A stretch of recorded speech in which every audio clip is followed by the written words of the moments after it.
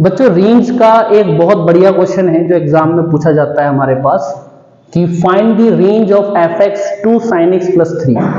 To sine x plus 3 का हमें range निकालना है इस फंक्शन का, ठीक है। तो कैसे निकालेंगे?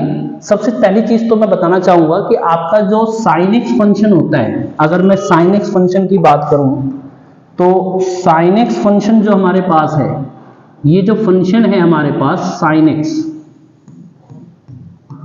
फंक्शन जो है, जो साइन एक्स है, इसकी डोमेन जो होती है, अगर मैं इसके डोमेन की बात करूं, इसकी डोमेन जो होती है वो होती है कंप्लीट रियल नंबर। डोमेन क्या होती है?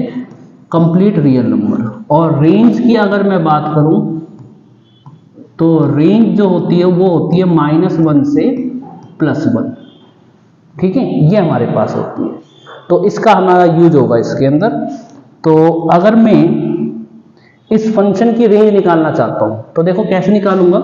सबसे पहले तो मैं एफ एक्स को वाई लेट कर लेता हूं। एफ एक्स मतलब वाई होता है, और ये मेरे पास 2 साइन एक्स और +3 है।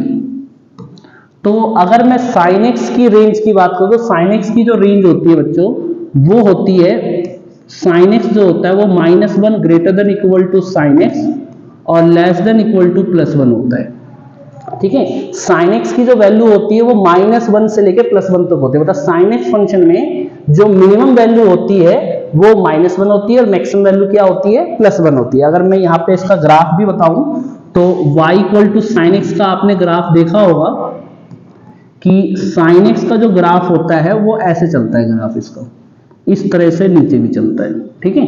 तो इसकी जो वैल्यू है बच्चों, अगर मैं इसकी वैल्यू की बात करूं तो इसकी जो वैल्यू है ये +1 तक ऊपर जाती है और -1 तक नीचे जाती है, ठीक है। तो उसी तरीके से इसका जो ग्राफ होता है साइन एक्स का, वो +1 और -1 के बीच में इसका ग्राफ हमेशा बनता है ऐसे, ठीक है।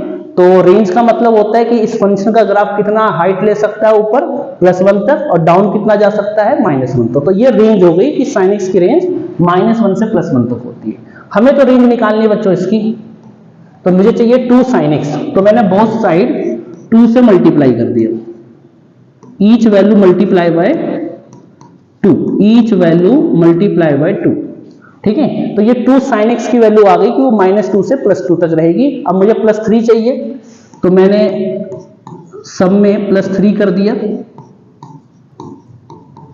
ये मेरे पास +3 और ये 2 + 3 आ गया हमारे पास, और ये हो गया 1, और 2 साइन एक्स +3 कितना हो गया?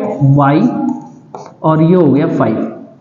तो आपका जो y आ गया ये y के बराबर हो गया ना बच्चों, ये 2 साइन एक्स +3 ये हमारा y के बराबर है, y आ गया।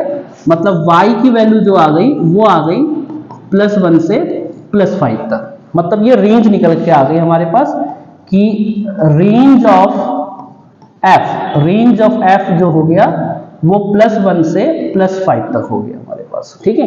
तो ये काफी इंपॉर्टेंट क्वेश्चन है बच्चों हमारे पास कि किसी भी ट्रिग्नोमेट्रिक फंक्शन में हम डोमेन और रेंज कैसे निकालते हैं। अच्छा, इसी तरीके से अगर मैं आपके सामने एक क्वेश्चन रख दूं, मान लीजिए ये क्वेश्चन रख देता हूं, मेरे पास एफ एक्स दे रखा है, वो मेरे पास है tan² x और +4 है, और मुझे इसकी बतानी है रेंज, फाइंड दी रेंज,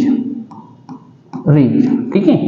तो आप पता लगाइए। और ऐसा ही एक क्वेश्चन और दे दूं, मेरे पास है मान लीजिए 1/2 2 cos x + 3, मुझे इसकी भी रेंज निकालनी है, ठीक है। ये भी बड़े इंपॉर्टेंट क्वेश्चन है 11वीं क्लास के अंदर, ठीक है।